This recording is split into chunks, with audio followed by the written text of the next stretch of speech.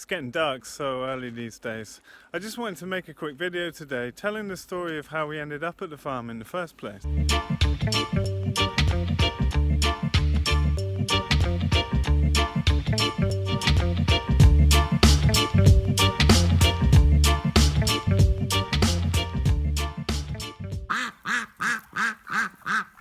For those of you that have read our book, you'll have seen the story printed there.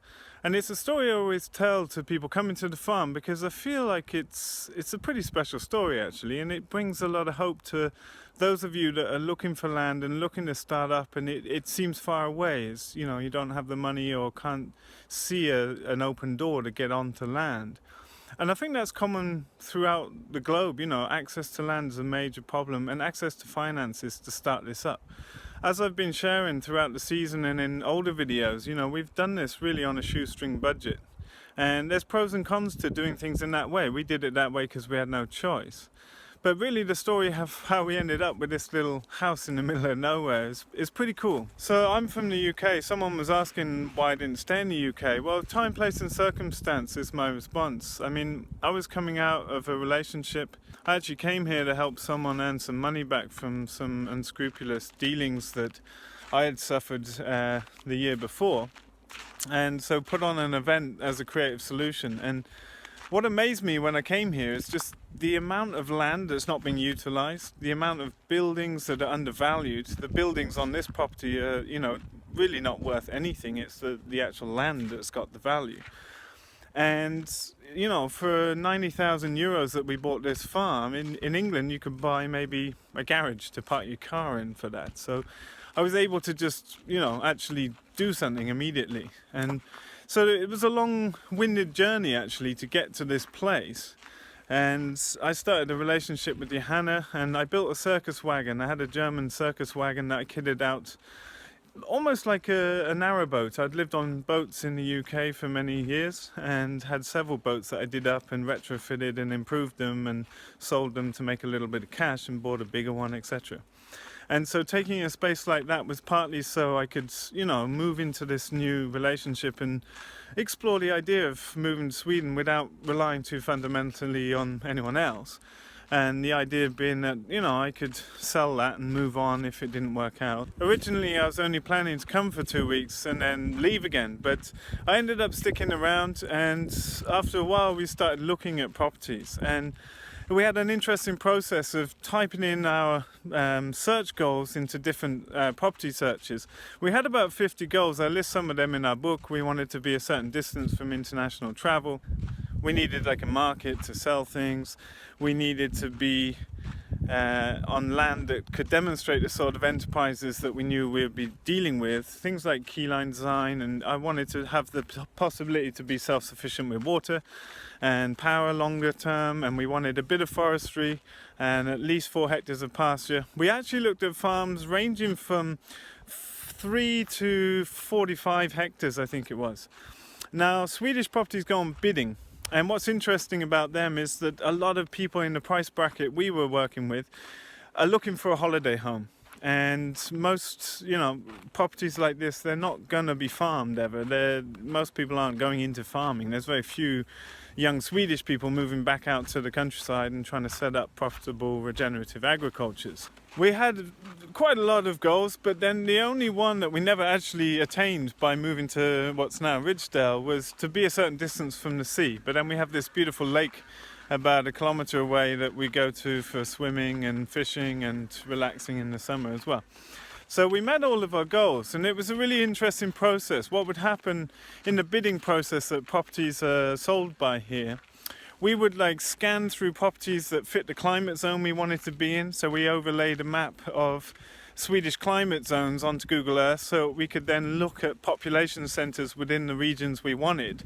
The Swedish climate zones go the opposite way to American ones. So we wanted, like, number 1 would be the warmest climate down in the south. But what's interesting about Sweden, it's a very long country, and on the inland sea you get warm climate zones all the way up quite far north. Sweden's extremely long, and so a few hundred kilometres north of here you can have the same climate belt because of the effects of the water there.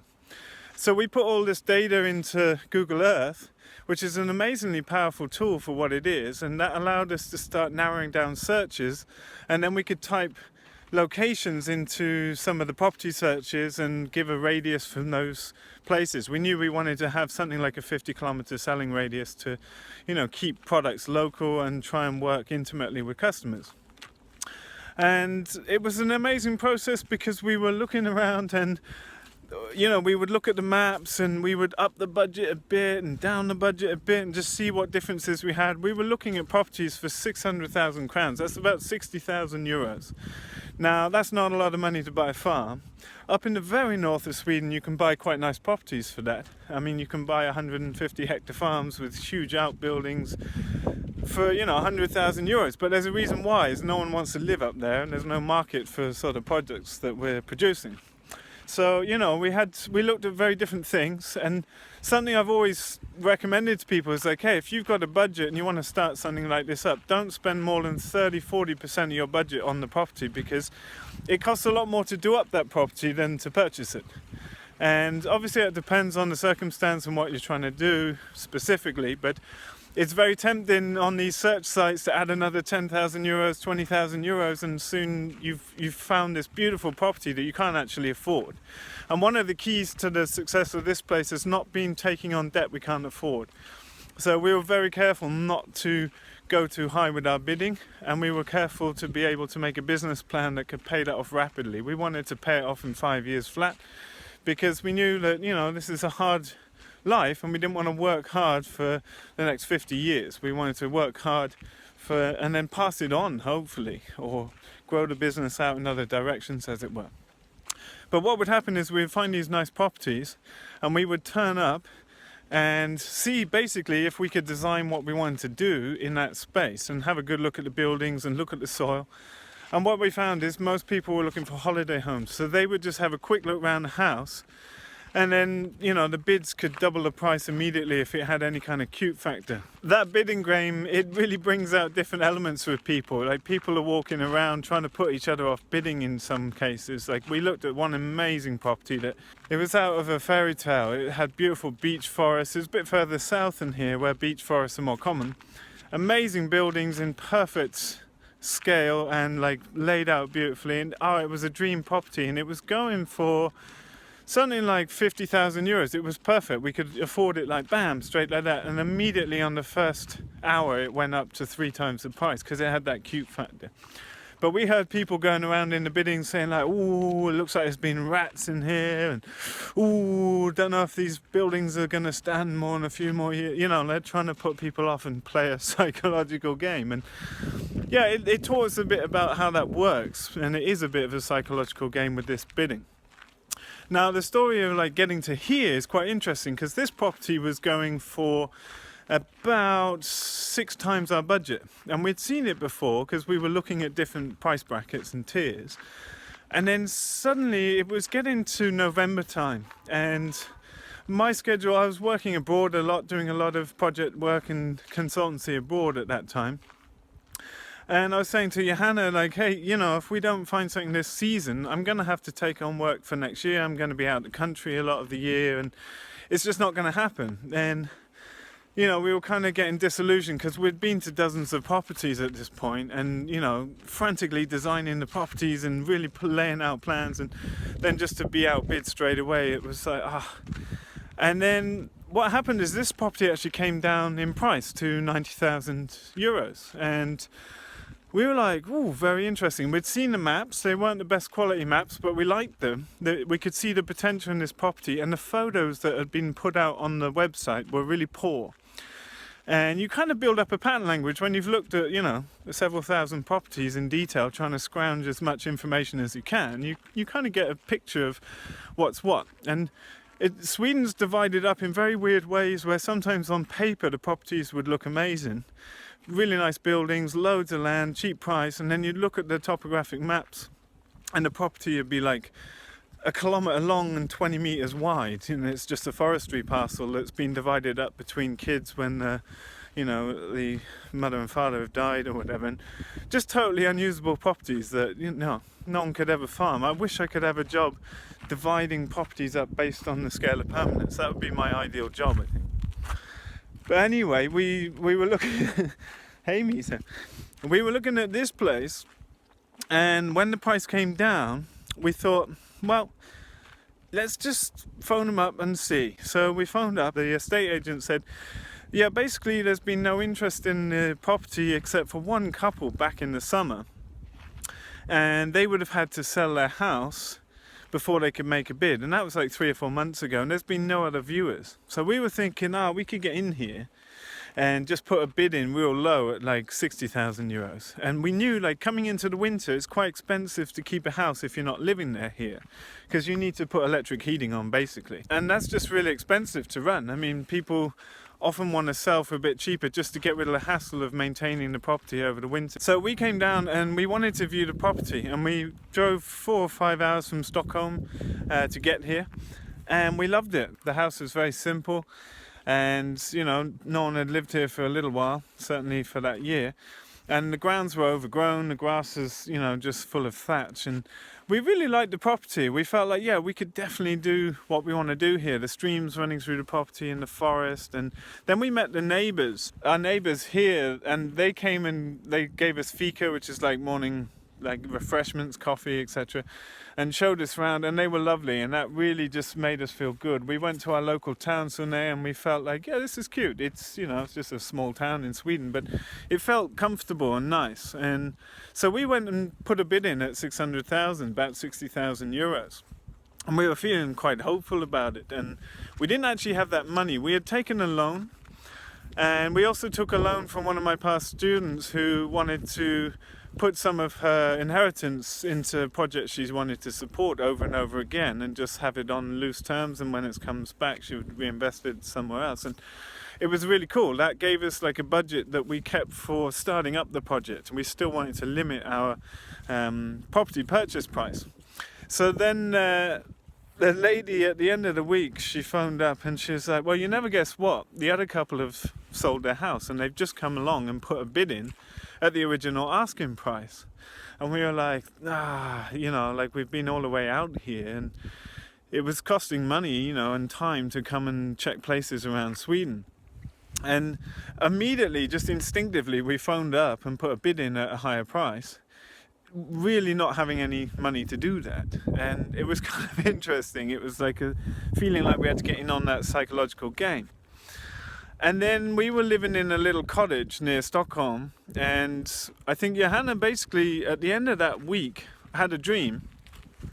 And she had a dream where an old man came into the kitchen at that cottage and basically sat down at the table and gave her his blessing. And she woke up incredibly excited, and she was like, I feel like we're just going to get this place. And she was so confident about this sort of premonitious dream that I got really confident and inspired by that too, because it was, wishful thinking for my part. And so we were getting to the end of that week, and we wanted to phone up and close the deal. We were like wanting to put some pressure on there, and the estate agent phoned up and was like, you'll never guess what, the old man that lived here died last night. And basically there's nothing going to be able to happen for a week because there's going to be a funeral, all this stuff. So, I'm sorry for the delay, but I'll have to get back to you. And we're like, sure, okay. And so then we waited about a week, and then she phoned up again and she said, you never guess what, the original couple have come back in with a higher bid. And we were like, our hearts sank, because we knew we couldn't afford to put in a higher bid. We just didn't have the money, and we couldn't risk you have to put a deposit down to secure the property, I think 10%. But if you can't come up with the rest of the payments on the terms, then you forfeit your deposit, and that was all the cash we had. So we were freaking out, thinking, what on earth to do? And then she phoned up again on the Monday and said, well, you never guess what, the owners phoned me up and said she wants to refuse the higher bid and wants to sell it to you guys at the original asking price, but you need to come down here today and come and sign the papers. So it was a snowstorm. it was colder than it is now, and so we jumped in the car and we had a 4-hour drive straight down here. And it was it was really interesting. We got here, and just on the corner here, we were just walking around the corner here. We got here an hour before our scheduled meeting because we wanted to just have another look around the property, because we'd only really seen the property for a couple of hours. And this young man walked around the corner and he was like, "Oh, you buying the property?" And we were like, "Think so." And he was like, "Well, look, I'm from the village and I'm fed up with the rubbish internet around here. And I'm part of this fibre optic association that's bringing fibre optic to the village. And today's the last day you could sign up for fibre optic internet. It's going to be a gigabit a second fibre optics. It costs €3,000 to join, and they're coming by with a digger tomorrow. Do you want to sign up?" So we signed up this contract before we had even met with the estate agent. And then we met with the estate agent and did the papers, and we had to go and sign the final papers with the owner.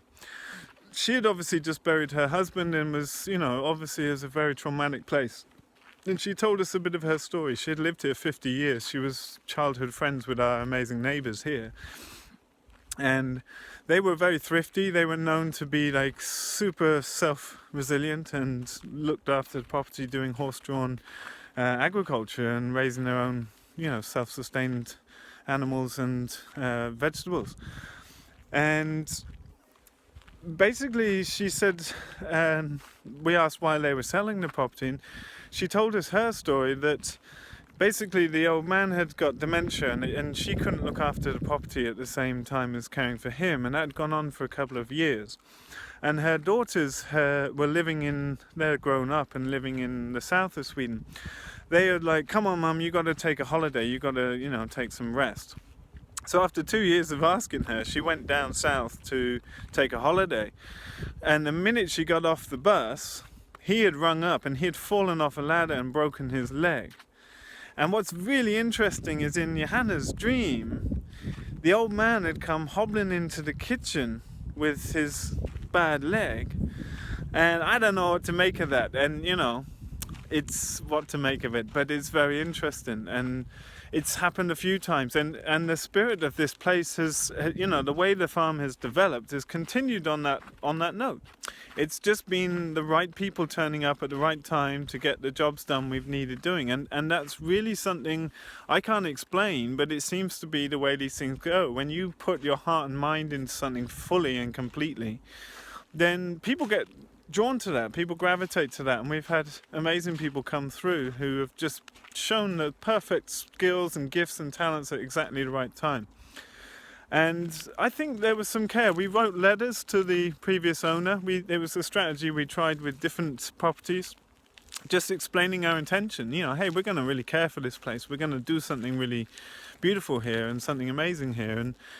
And that obviously struck a chord with the previous owner here, because they had lived here 50 years. I mean, they loved this landscape and loved this place, and to know that someone's caring for it rather than just taking a holiday home, or it rings a different chord to the right person. And yeah, I just love to share that story, because I feel like we were starting with about €20,000 in our pocket not long before that, with no real I've been looking for land for over a decade in some ways, and I never felt any closer to actualizing that. I never really expected to end up in Sweden, in a colder, more expensive, more conservative and highly regulated place than England. But I'm really happy I have. It's a beautiful place to farm. It's amazing to farm in these dramatic seasons in the dark.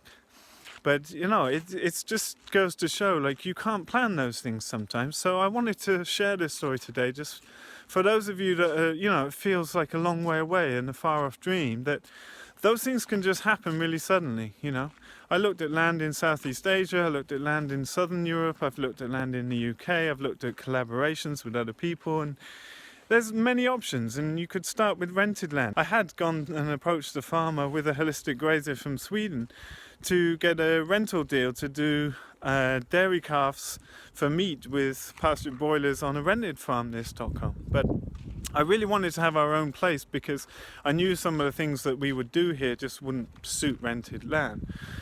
But yeah, I just wanted to share that for, you know, some inspiration. If it feels like you've been efforting so hard to get onto land or get the funds together to start, it can happen. And there's mysterious things that go on when you really commit your mind to stuff. And yeah, I think there's a lot that we can draw from that.